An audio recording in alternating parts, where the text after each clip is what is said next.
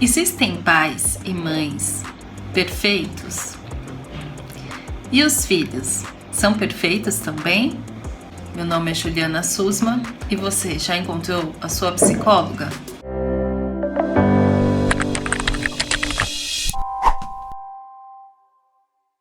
Sempre tivemos problemas entre as gerações e não é diferente agora, certo? Temos os problemas de ansiedade, os problemas depressivos, problemas obsessivos, de fobia, TDAH e muitos outros que acometem os nossos pequenos. Os pais chegam ao consultório bem estressados, querendo saber o que fazer. Em geral, eles têm valores sólidos e querem que os seus filhos sejam o melhor possível, bem criados, bem educados. Querem que seus filhos sejam solidários, amigos com os colegas, com os pares, que respeitem a família, certo? E muitos outros valores bem importantes. Porém, existe uma questão prática aí, que muitas vezes o que acontece com os nossos papais e mamães é que eles não conseguem implementar todos esses sonhos e desejos que têm para seus filhos, seja por problemas de comportamento ou outros tipos de problema relacionados à comunicação. Também existe a personalidade da criança e o seu temperamento. Isso quer dizer, aquele filho chegou na casa com uma série de características que muitas vezes os pais se dão conta e falam: e agora? O que faço? Meu filho é tão quieto, o meu filho é tão agitado, o meu filho não faz o que eu quero. Como lidar com essas angústias que surgem em várias das famílias? Por exemplo, em uma família de adolescentes. Esses adolescentes já estão indo a festinhas, regadas a álcool, e os pais se preocupam.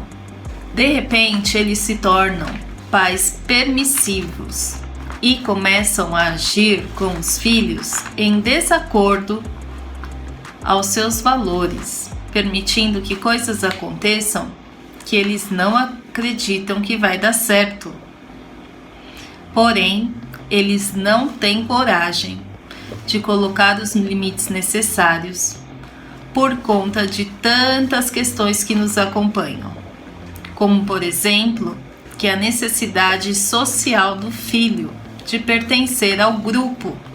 Então, muitas vezes esses pais e essas mães não querem colocar limites para que o seu filho e filha não fique como inadequado, excluído. Porém, temos que levar em conta que para que o seu filho seja uma pessoa bem-sucedida, como você mesmo necessita que ele seja, deseja o melhor para ele, que ele tenha uma boa vida e se torne uma boa pessoa, não necessariamente ele tenha que seguir ali todos os caminhos, como se fosse uma cópia do fiel do grupo. Não, ele tem que encontrar o seu próprio caminho na existência, a sua individualidade, ok? E sentir-se bem com ela. Não é fazendo tudo o que os outros colegas fazem que eles serão nem bem-sucedidos no próprio grupo. Eu já escutei de adolescentes e pré-adolescentes frases como: ela me copia, ela é inadequada porque o que eu faço ela quer fazer também. Então, isso também é uma prova que isso de ficar no embalo, como se diz em relação ao colega, não gera necessariamente bons frutos aí na relação dessa própria criança, desse adolescente. Portanto, o convívio e a aceitação social não são critérios únicos para a felicidade e realização pessoal, como bem sabemos. ok? Próximo passo. Esse filho, essa filha, vindo para nossa família, quando os recebemos, sejam da nossa própria barriga ou adotados, eles têm suas próprias características, a sua singularidade, que deve ser respeitada nesse processo, obviamente. E posteriormente, os pais se dão conta que existem novos desafios, como por exemplo o da comunicação. Então, eu ofereço aos pais uma técnica do psicodrama e também da terapia comportamental, que é a técnica de dramatização, onde os pais e filhos eles podem ensaiar formas de se relacionar para praticar uma comunicação assertiva, certo? Muitas vezes os pais já estão muito angustiados e os filhos muito revoltados. Então, exercer esse diálogo sem gritarias, sem tapas, esse é um desafio. E isso eles podem fazer. E para isso utilizar essas técnicas que a psicologia nos traz, da comunicação não violenta, ok? Uma meditação, uma respiração profunda também é muito útil para lidar com a ansiedade.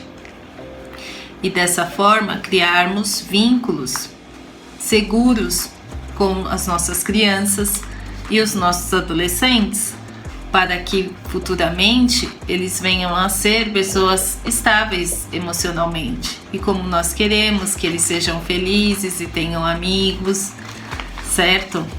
Tenham a sua profissão e saibam escolher aí o seu caminho. É importante termos em conta a contribuição que esse nosso filho e filha vão dar para a sociedade.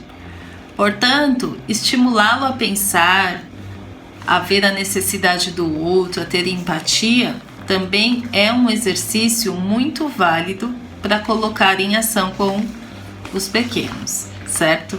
Estimulá-los também a fazer as tarefas na casa.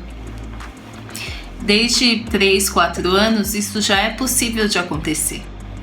Então, mãos à obra, ok? Combater essa questão da ociosidade e muitos estímulos eletrônicos, ok?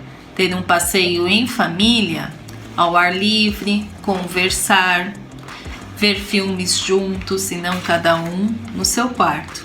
Discutir assuntos que estejam acontecendo na família, de acordo com a idade da criança e também de acordo com o que aquela criança está aprendendo na escola, sejam conteúdos de geografia, história, ciências, enfim, qualquer tipo de conteúdo.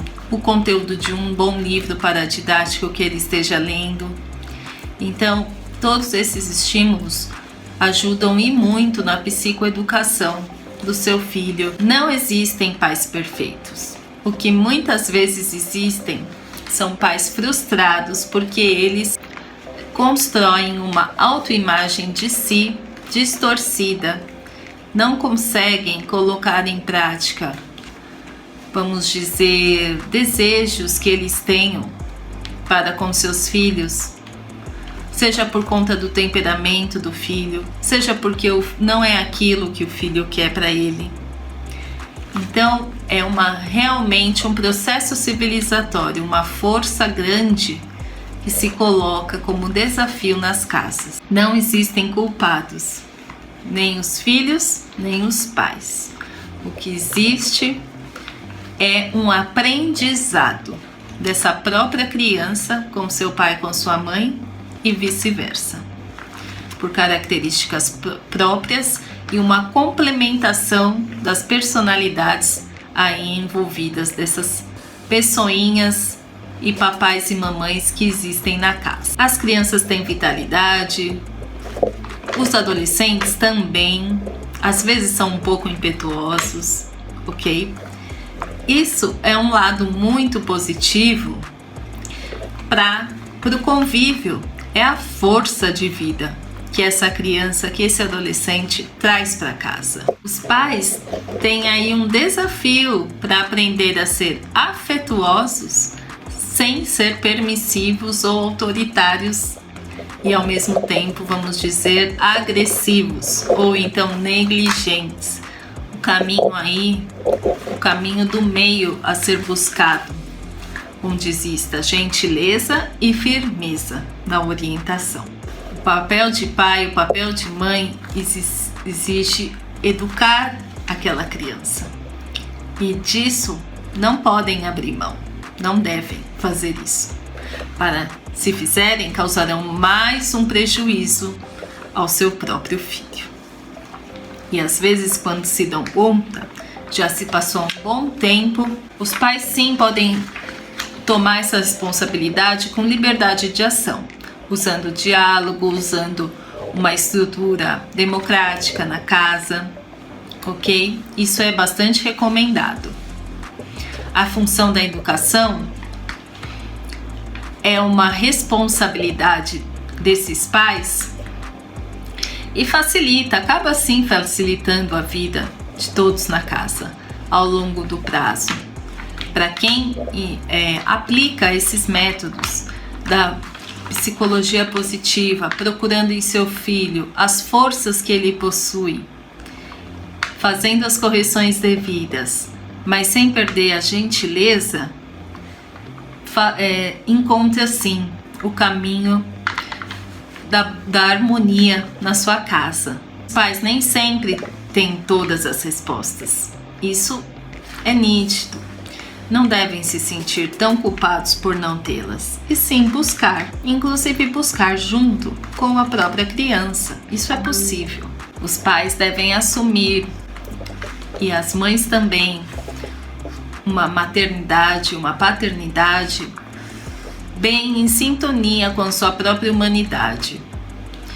E nesse caminho que façam descobertas maravilhosas para si e para os próprios filhos. Espero que eu tenha te ajudado com este conteúdo e eu te convido a se inscrever nesse canal aqui abaixo desse vídeo. E se você gostou do conteúdo deste vídeo, você encontra meus dados profissionais aqui abaixo desse vídeo. Obrigada a todos, mamães e papais. Tchau, tchau. Até a próxima.